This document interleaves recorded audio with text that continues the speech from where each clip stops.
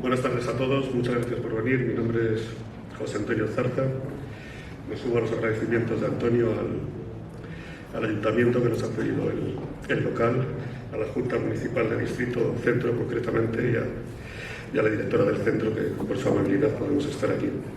Voy a hacer una breve presentación de la revista que hoy presentamos, pero va a ser muy breve para dejar mayor tiempo a Raúl César Cancio, que nos va a hablar del artículo central de la misma. La revista, aunque estáis viendo que es una revista de cine y guerra civil, realmente no es una revista de cine, es una revista de personas relacionadas con el cine. Es una revista que nos va a trasladar a las vivencias de estos protagonistas que de alguna forma reflejan las vivencias y el vivir de muchos millones de españoles durante la contienda. La revista tiene un montón de alicientes para nosotros, entre ellos uno de los más importantes es el que todos los artículos de la revista han sido realizados por socios de Gefrema. Socios de Gefrema, muchos de los cuales nunca habían participado en un proyecto de este tipo, nunca habían publicado en un medio impreso, por lo cual la revista tiene un mérito doble. Aunque vais a ver muchos actores conocidos todos ellos y personajes muy populares, se nos van a quedar en el tintero muchos otros que podrían haber entrado perfectamente. Pues entenderéis que es una cuestión de espacio y de tiempo. Es posible que en el futuro volvamos a sacar otra revista siguiendo esta temática, tal vez con otros actores que se nos han quedado, o directores como Luis Buñuel, Paco Martínez Soria, Alfredo Mayo, Manolo Morán, Imperio Argentina y su marido Florian Rey, que dieron origen hasta una película, La niña de tus ojos, Lola Gaos y muchísimos más que también por generación pasaron aquella época. Para sacar el próximo número, pues tendría que ir bien como ya sabéis. La revista que publicamos no tiene ningún tipo de subvención, ni patrocinador, ni publicidad, solamente la financiamos con la venta de la misma. O sea que contribuyendo, comprando la revista, contribuís a que podamos seguir publicándola. Como decía José Mota, las gallinas que entran por la que salen, no tenemos ningún beneficio con la revista.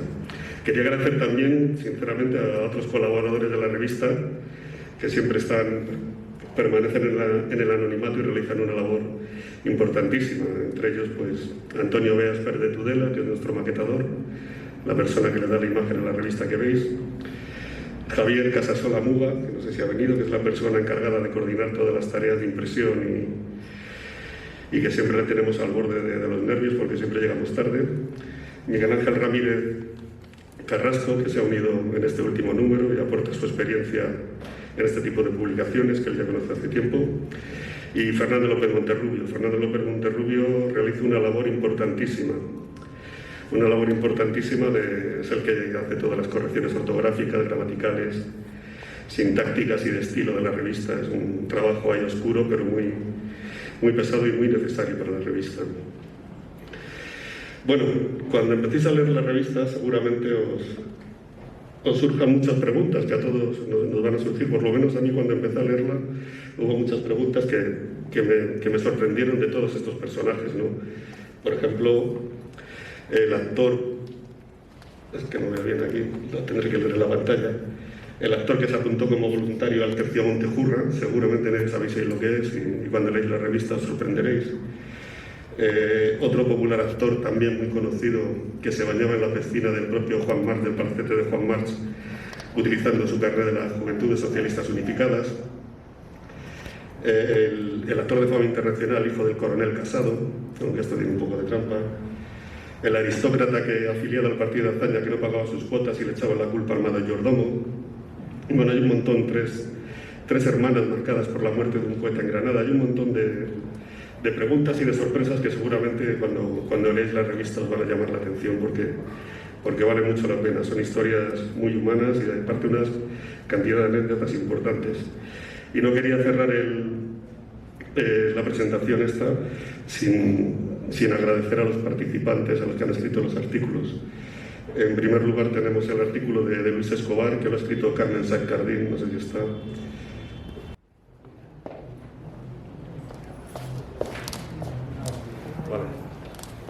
Seguimos el artículo de María Lola Pradera, que lo escribió Nuria Blasco, el artículo de Pepe Gisbert, que lo escribió Santiago Rubio Piñero, Luis García Berlanga por Miguel Ángel Carrasco, Luis Tiges por Enrique Martín Zurco, María Casares por Enrique Martínez Borroño, las hermanas Ruiz Alonso por Pedro Martín Lozano, José Luis Sáenz de Heredia por Miguel Ángel Herrero, José Luis López Vázquez por Javier Ejido y Fernán Gómez por Paco González Alcalá, Miguel Gila por lo escribí yo un servidor, Fernando Rey por Irene Morales y Edgar Neville por Alfredo Garrote. Me falta al final la foto que iba a dar entrada a la presentación del ponente, pero va a ser imposible por lo que veo, que es el actor Raúl Cancio. El actor Raúl Cancio, un actor que es poco conocido seguramente del gran público, pero que realizó un montón de películas durante la posguerra y los años 50. Raúl Cancio es el abuelo del otro Raúl Cancio que tenemos hoy aquí, el ponente, y es el padre también de Raúl Cancio, el famoso fotógrafo que todos conocerán. Es una saga de Raúl Cancio, que él sería Raúl Cancio III. Nos va a hablar de su artículo central que se titula El cine de los sublevados, y es un artículo que desarrolla el tema de cómo van a tratar los sublevados en la cinematografía desde el minuto cero prácticamente del golpe militar. A Raúl ya lo conocéis todos, es uno de los sociólogos de Gefrema más prolíficos, que ha publicado un montón de artículos en nuestra revista. Recuerdo el Oro de Moscú, el de las Checas, el de la Embajada de Chile durante la guerra, y sobre todo el que muchos conoceréis, el de la muerte de Durruti también. Raúl Cancio es doctor en Derecho por la Universidad Rey Juan Carlos. Desde el año 2023 pertenece al cuerpo de letrados del Tribunal Supremo y desde 2013 es académico correspondiente de la Real Academia de Jurisprudencia y Legislación. Miembro del Consejo de Redacción de la revista Aranzadi Doctrinal, analista del equipo de análisis jurisprudencial del Centro de Documentación Judicial del Consejo General del Poder Judicial, entre otros. Gran aficionado a la historia e investigador incansable, además de numerosos artículos, ha publicado diferentes libros de historia, guerra civil y tribunales, fuerzas especiales de la Guerra Civil Española, Boy, Cine y Francisco, entre otros muchos. Bueno, y lo siento que haya fallado la presentación, pero os dejo ya con él. Gracias.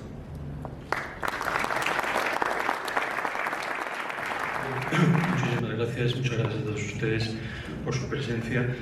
Yo, como ya le he comentado en las otras presentaciones de la revista que hemos hecho aquí en Gefrema, realmente el agradecido tengo que ser yo casi siempre que me invitan a una presentación o publicación de alguna pieza en esta revista.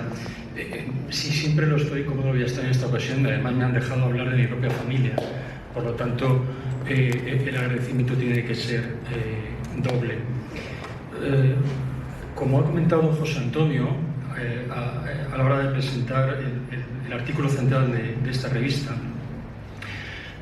a mí me ha tocado, podríamos decir, hablar de la parte más sagrada, quizá menos gratificante del cine, y es la utilización del cine, de la cinematografía, como medio de propaganda, como medio de utilización, como medio de transmisión de una serie de ideales y una serie de ideologías. Aquí vamos a hablar también del cine desde un punto de vista de su expresión artística, pero sobre todo vamos a analizarlo de cómo en este caso uno de los bandos, el bando rebelde, nuestra guerra civil, no solo durante la guerra, que analizaremos algunos episodios de la misma, sino también en los primeros años de la posguerra, prácticamente hasta los años 50, que luego veremos hay un cambio muy notable en materia ideológica.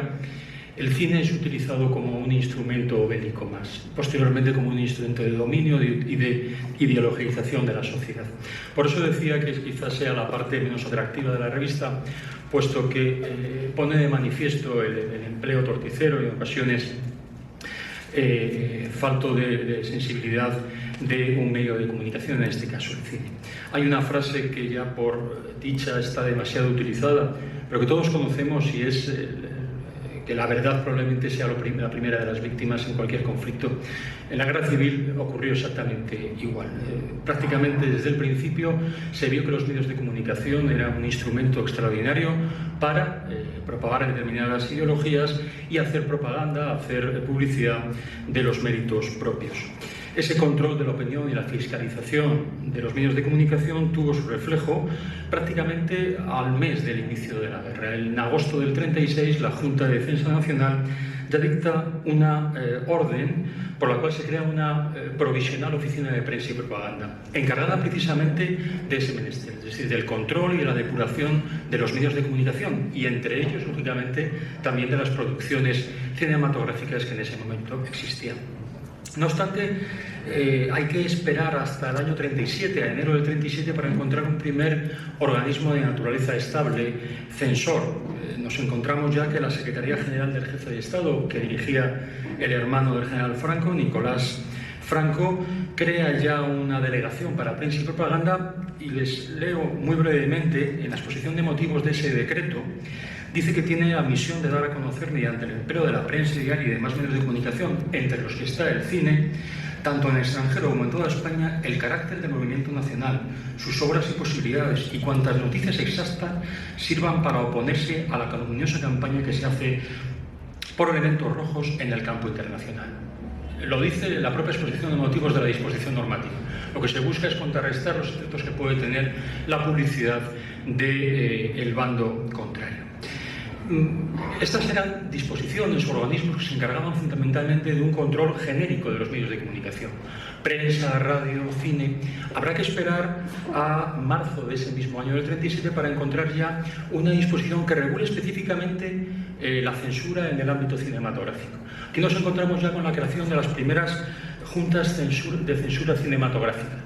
Y son de carácter provincial. Primero surgen en Sevilla y posteriormente en La Coruña, y después en el resto de la zona, podríamos llamarla nacional. Estas juntas, luego profundizaremos un poco en ellas, generaron muchos más problemas que ventajas. ¿Por qué? Porque hubo una gran descoordinación y una falta de criterios homogéneos a la hora de discernir qué películas pasaban el cedazo de la censura. Lo veremos con algún detalle después. En esa creciente burocratización del Estado franquista, en ese momento de la guerra, año 37, todavía es un Estado, podríamos decir, campamental, sí se crean ya organismos que de alguna manera tienen visos de mantenimiento. Es la Junta Superior de Censura Cinematográfica, estamos en noviembre del año 37, una Junta Superior que, como su nombre dice, lo que buscaba era de alguna manera coordinar o dar cierta unidad a las decisiones que tomaban cada una de esas juntas provinciales de censura.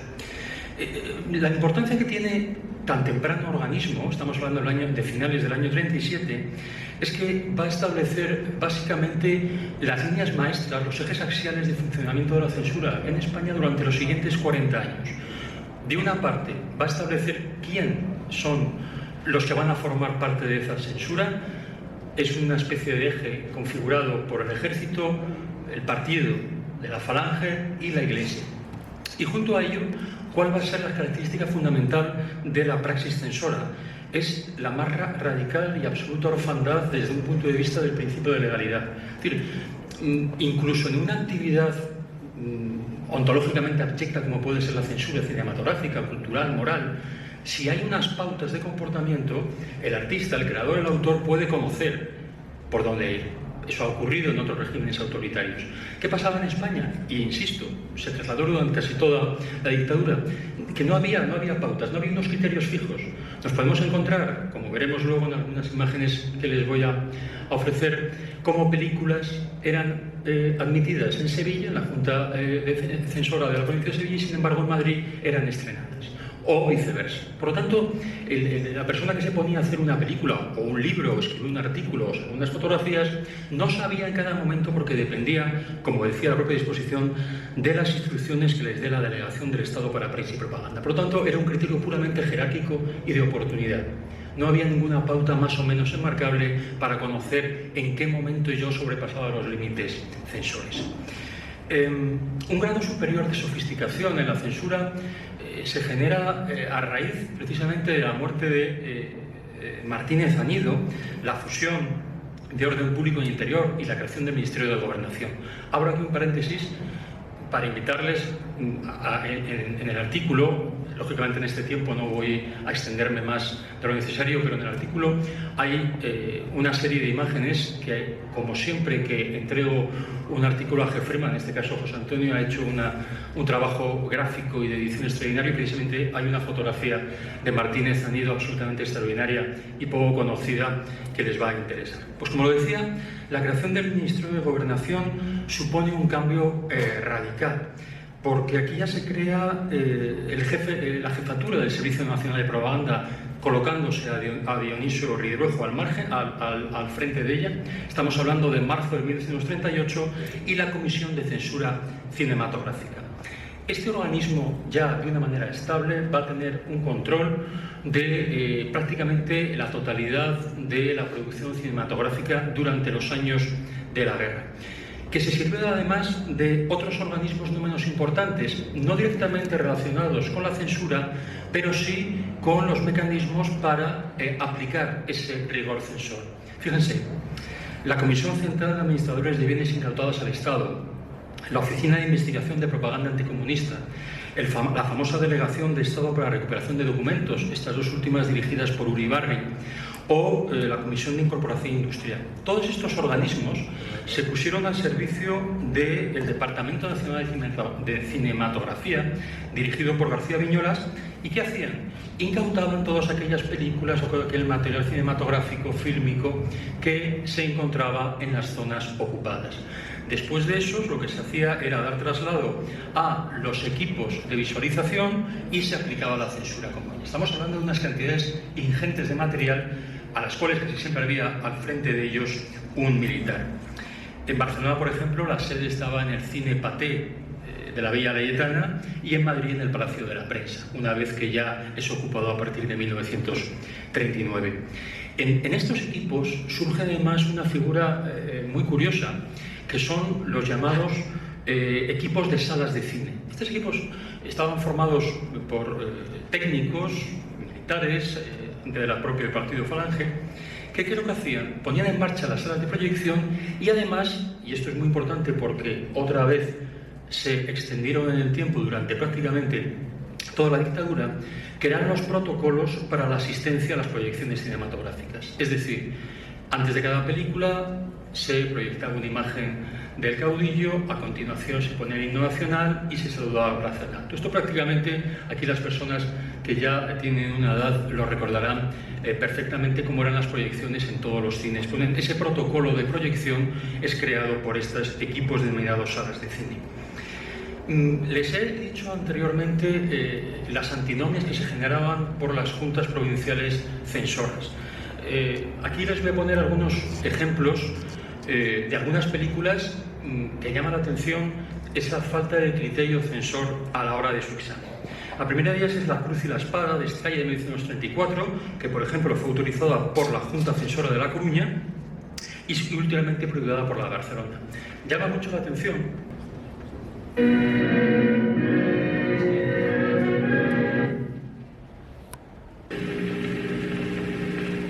en esta película que están viendo es Madame Raquita, es de Holly Grivel, de 1932.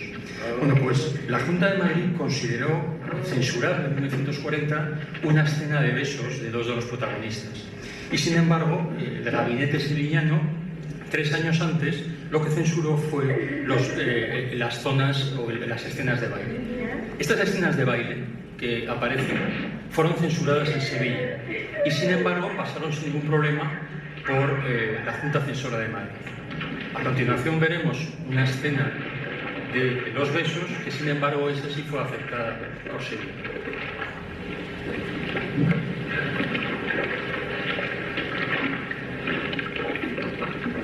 Why the disguise, Countess? Sir? Bless your old heart. I didn't come here to pinch you. I came here to boil out my gimpy leg. I'm out on parole, John, and as pure as a lily. Don't worry, Countess. I'll never pick a piece till it's right. Let's get together after a while and talk over old times, huh? Yeah.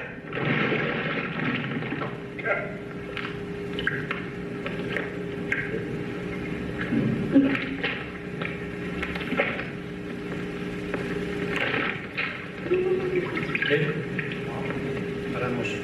Esa escena, ese plano del beso, sin embargo, sí fue admitido por una de las juntas mindazadas. Es un ejemplo de estas circunstancias. Quizá, no obstante, la película que más de manera célebre generó discusiones en el ámbito interprovincial en España fue el siguiente corte que les voy a ofrecer, Camille, de 1936, la mítica película, una vez que tengamos que someternos a la servidumbre de la publicidad,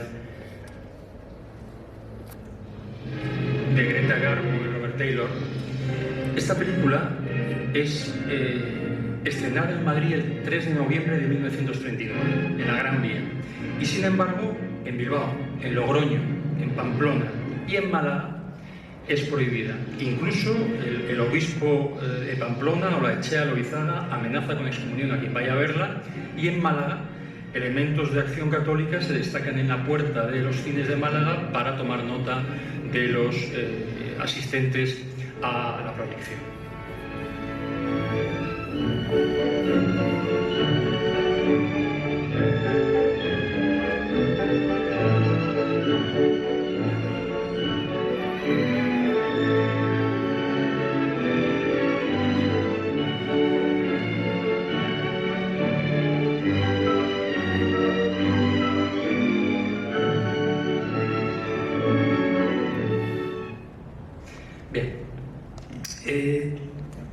Aquí acaba, podríamos decir que un primer bloque de esta exposición, es decir, la situación durante el periodo estrictamente bélico, se acabaría aquí.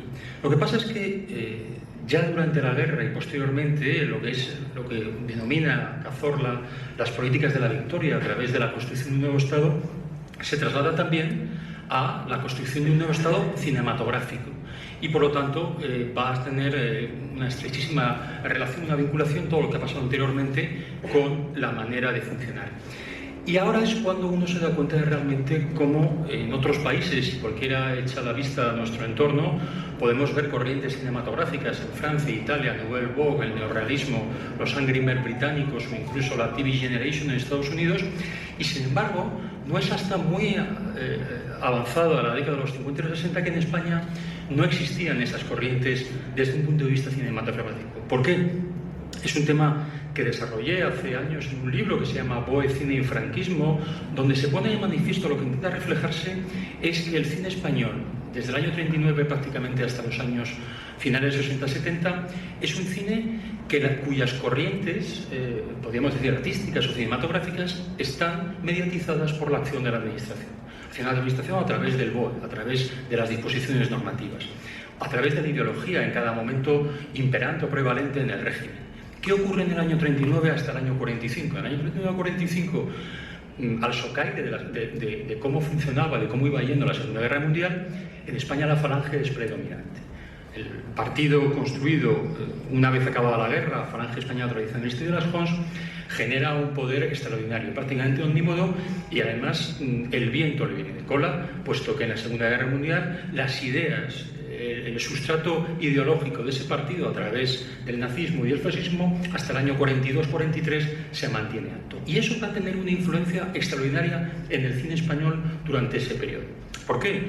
Pues porque los servicios de prensa y propaganda que acabamos de ver y que dirigía Dionisio Redrejo pasan directamente a la Vicesecretaría de Educación del Partido de Falange Española. Y a partir de ahí vamos a ver cómo, primero con Gabriel Arias Salgado y posteriormente Jato Miranda, hay un control no solo de la gestión, de la dirección, podríamos decir, de la parte más prosaica del cine, de la producción, sino también de las temáticas de las propias películas. Por ejemplo, es de todos conocido el apego que tenía José Antonio Primo de Rivera por Rudyard Kipling, la novela, ese neocolonialismo que también fue caro para los españoles a principios o a mediados del siglo XIX, O'Donnell, la Unión Liberal, aquellas operaciones delirantes en la Conchinchina y en Santo Domingo. Bueno, pues esa recuperación del idealismo neoimperialista lo encontramos en películas clásicas y que todos... ¿dónde estoy? Aquí. Sí, perdón. Películas, como les decía, como Harga. Ni yo mismo puedo explicárselo bien. Vine a África recién salido de la academia buscando eso que usted acaba de decir. Reír, ocasiones de vacío. Poco a poco comenzaron a interesarme las costumbres de esta gente. Aprendí unas nociones de árabe, deseé mandarlos y ahora estoy aquí. Tal vez porque me siento un poco semejante a él. Capitán, acaban de llegar los oficiales destinados a la cárcel. Vengan, los recibiré aquí mismo. A mi la legión. Hoy mismo no puedo arrepentirme. Han pasado 10 años. Soy feliz y me siento orgulloso de haber pertenecido a esa legión de héroes, de todas las castas y condiciones sociales, que unidos bajo una bandera, tan solo viven para un ideal. España. España. ¡Viva España! ¡Viva! ¡Viva la legión! ¡Viva! Y esto es en cuanto a ese cine muy parecido a Tres lanceros bengalíes de Hathaway, que se hizo en España en unas condiciones mucho más menesterosas que en el cine de Hollywood. Pero también la Falange influyó en esta temática con el quintacolumnismo que hubo en Madrid durante tantísimos años. La Falange, las centurias de la Falange eran conocidas y perfectamente integradas en el tejido urbano, y quizá el paradigma de ese film es el Frente de Madrid de Edgar Nerville de 1939, que desde el punto de vista documentalista es extraordinario. Muchos de los que estamos aquí reconocemos por las fotografías de Jefrema todo este entorno.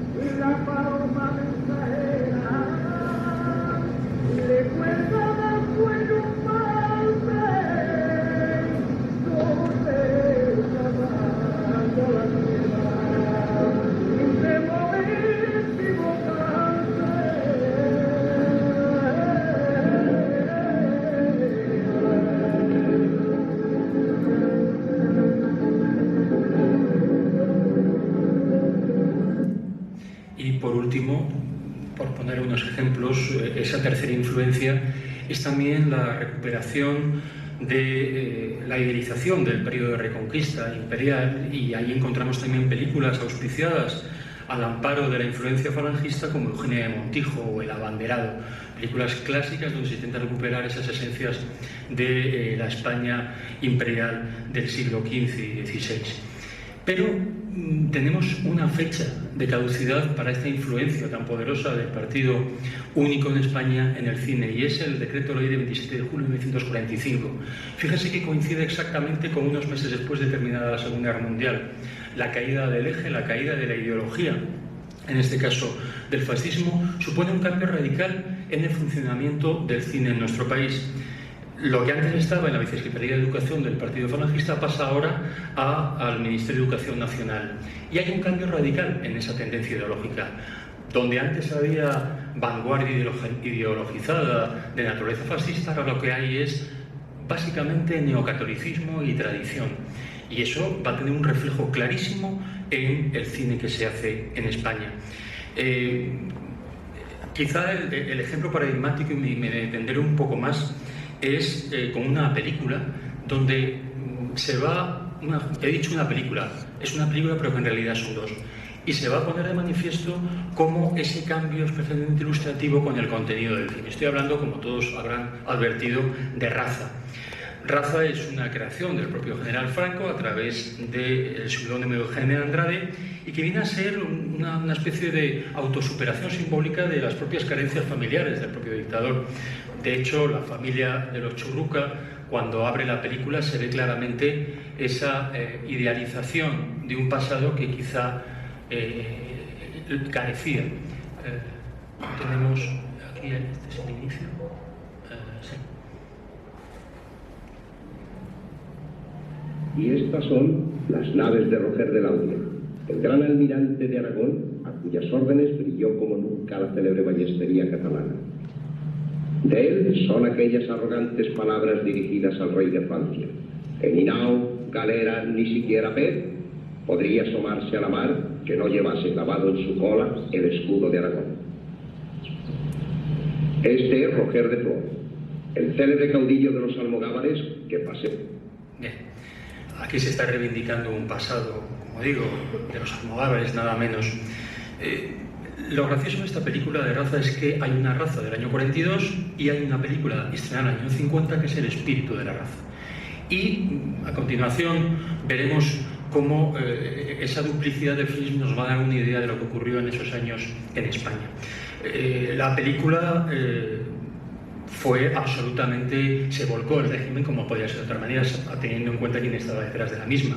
1.650.000 euros de pesetas de presupuesto, que ya era un dineral en el año 40, una dirección mediatizada por el ayudante de campo del general Franco, Fontán Lobán, 45.000 metros de película, prácticamente se consumieron unas cantidades ingentes, unos honorarios de Sáenz de Heredia, primo de José Antonio, de 80.000 pesetas también de aquella época, y un elenco prácticamente con todo lo mejor que había en el Parnaso cinematográfico de aquellos años. Alfredo Mayo, Ana Mariscal, José Nieto, Blanca de Silos, y está feo que yo lo diga, y mi abuelo Raúl Calcio también.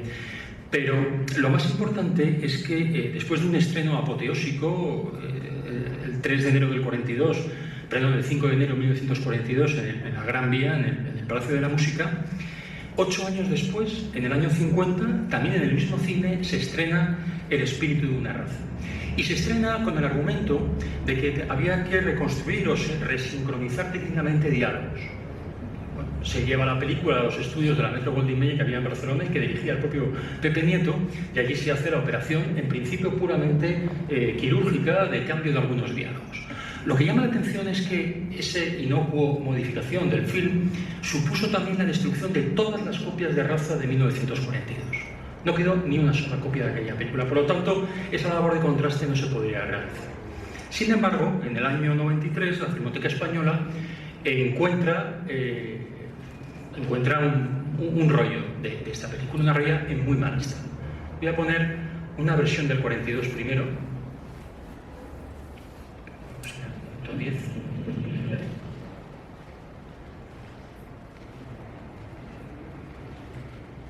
Y deben estar en el frente de Bilbao. Esta es de 1942. Luis, tú. ¡Qué ilusión! Dame un abrazo, hombre.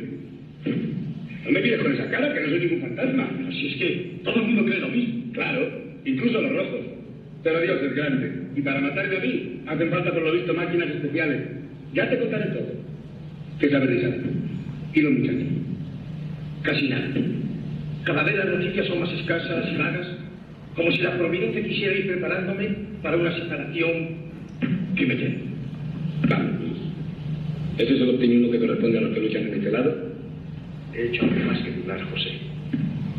Tú eres mi hermano. Cuando llegó la ordenanza aviso. Bien. Esa película no se puede recuperar, esa cinta de 1993, pero luego en 1995, con la caída del muro de Berlín, los estudios UFA del régimen nazi, sí que se recupera una película, un rollo de 1940 en perfecto estado. Y sorpresa, la Filmoteca Española, cuando hace la proyección, descubre que aquellas reconstrucciones, aquellas resincronizaciones de diálogo, lo que de verdad escondía era un cambio de planos, un cambio del sentido de la propia película.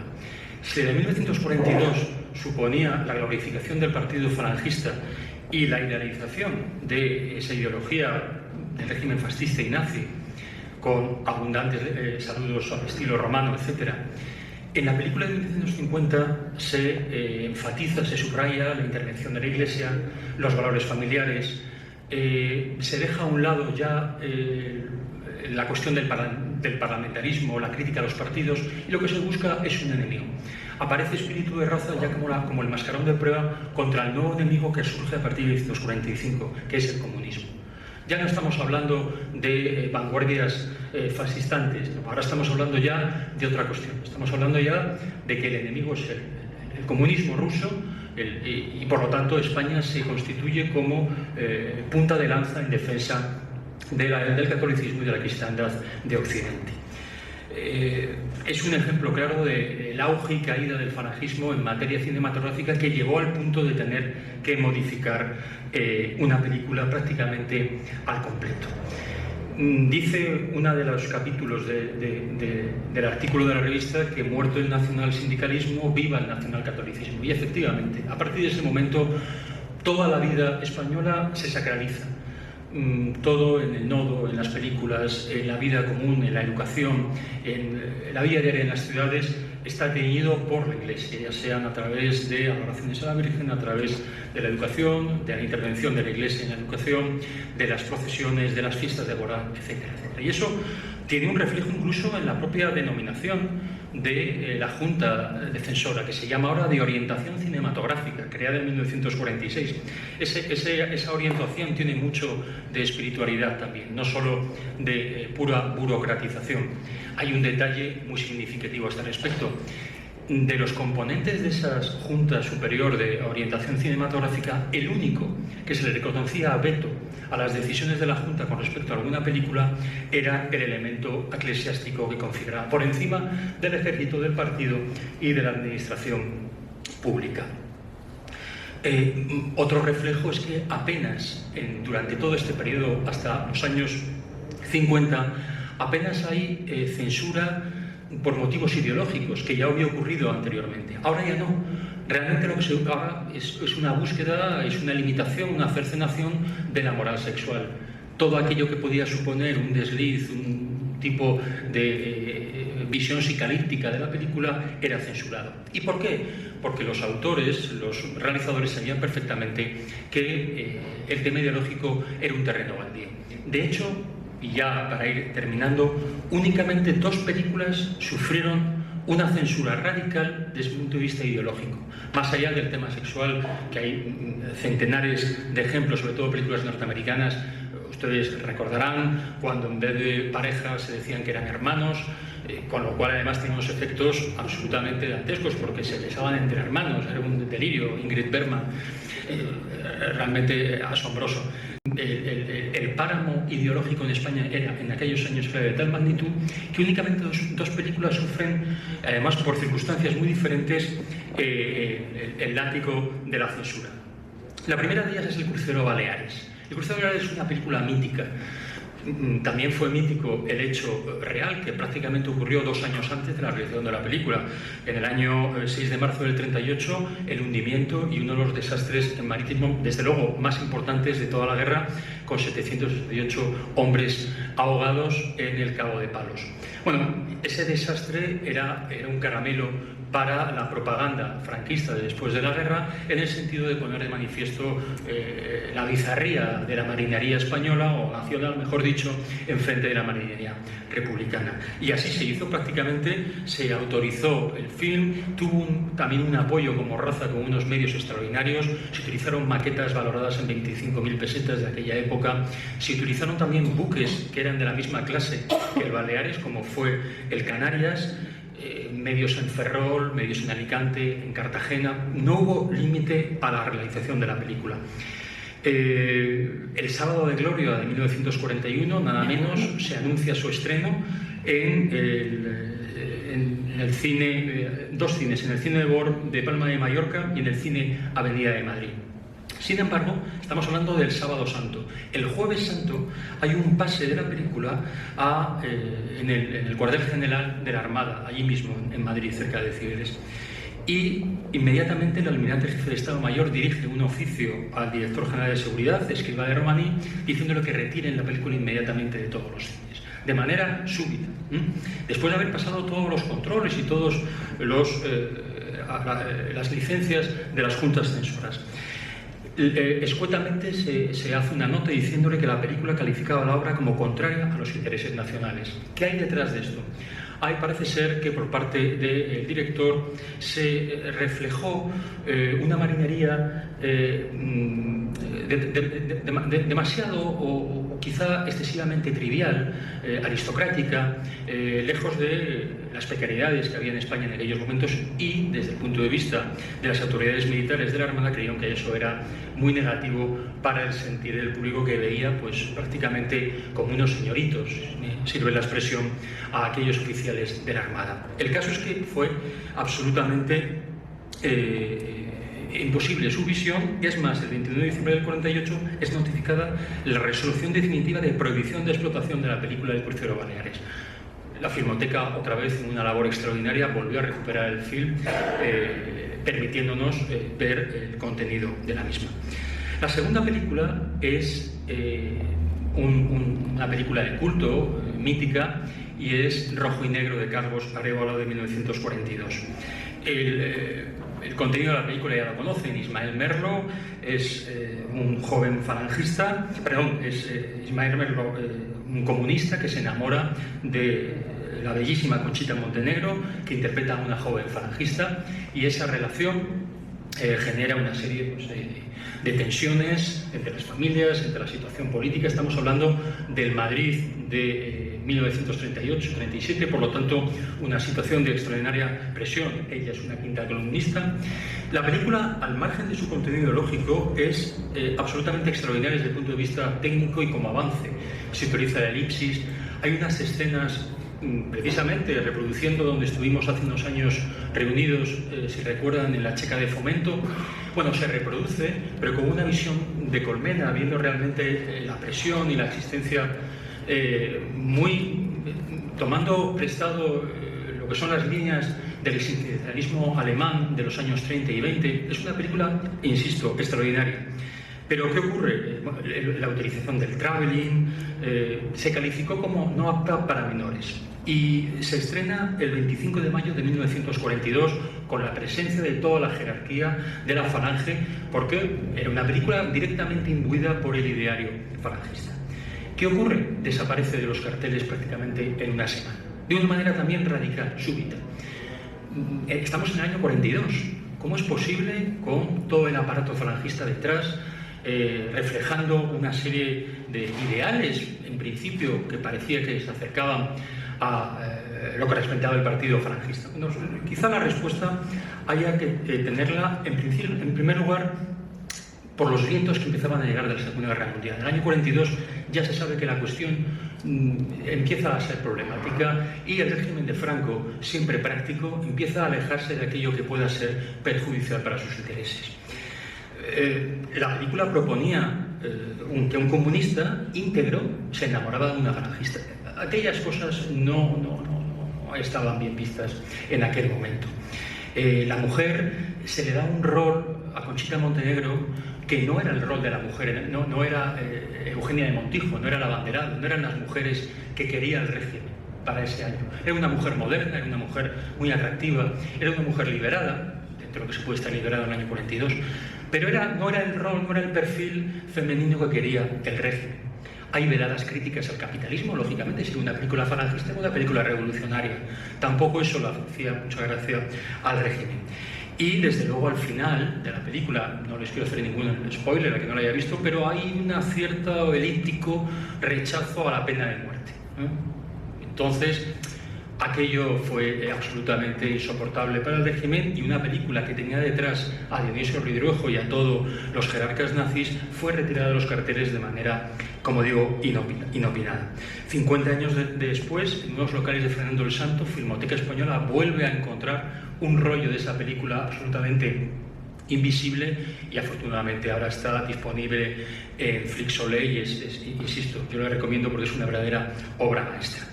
Termino. Desde 1945, como digo, hay un nuevo aroma en el cine español, y que luego cambia radicalmente a través de las jornadas de Salamanca de 1950, donde ya sí que se puede hablar de unas tendencias intelectuales diferentes a la pura y dura actuación o influencia del derecho administrativo en el cine. Desde luego, eso lo tuvieron en cuenta directores que colocaron al cine español en lo más alto, como Berlanga, como Bardem, como Sauri, como tantos otros, que utilizaron este medio tan utilizado en guerra para contar cosas que solo algunos podían ver. Muchísimas gracias.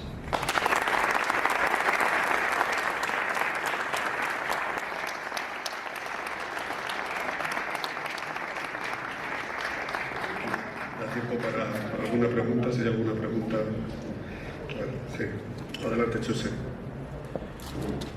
Enhorabuena por la exposición. Me ha estado recordando todo el rato esa famosa anécdota que cuentan que Franco dio una conversación con un ministro que se quejaba de los problemas políticos y le dijo: haga usted como yo y no se meta en política.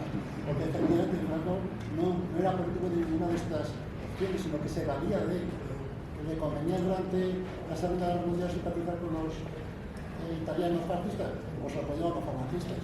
Pero luego los tenía que apoyar y el cambiaba. Pero luego se tenía que apoyar a los monárquicos, cambiaba. Pero él era permanecer en el poder. Sí. Eso que dices es muy cierto. Muchísimos años después hay un episodio con Viridiana donde ya estaba Fraga en el ministerio y todo el mundo conocía a Luis Buñuel en el régimen. Todo el mundo sabía de dónde procedía, cuál era su trayectoria. Sin embargo, también conocían que Luis Buñuel era un elemento desde el punto de vista propagandístico para España muy valioso. Y se dijo: oiga, mire, usted hágame esa película, ya le tocaremos algo, pero lo que importa es que aparezca como Luis y que se ha producido en España, porque era una persona de gran prestigio. Entonces, por eso al final, en esa escena en la mesa de camilla, dicen que van a jugar al tute, ¿verdad? Bueno, pues ese tipo de estupideces, la censura se quedaba tan contenta, Buñuel introducía el rejón correspondiente, pero también el régimen se valía del prestigio de un director mundialmente conocido. Sí, una última pregunta. Yo quería preguntarle gracias. Si se puede quitar la mascarilla, porque entre yendo lo bien. Quería preguntarle solamente una cosa. Leí un libro un día que en la Junta Nacional en Salamanca, que se creó, había un departamento que dirigió Millán Astray, y quería preguntarle si en aquella famosa junta de censura, Millán Astray tuvo algo que ver luego en toda la evolución de los consejos de censura cinematográfica. Bueno, muy probablemente. Él era una persona además familiarmente muy vinculado con el mundo del arte, Millán Astray, como todos conocemos, y sí tuvo una relación con lo que no sé si orgánicamente formó parte de alguna censura, de alguna junta de censura a nivel estatal, pero una persona muy interesada además por el mundo del cine, tanto personal como por sus intereses. Muchas gracias. Muy bien, pues muchísimas gracias y pasamos a la siguiente conferencia. Gracias.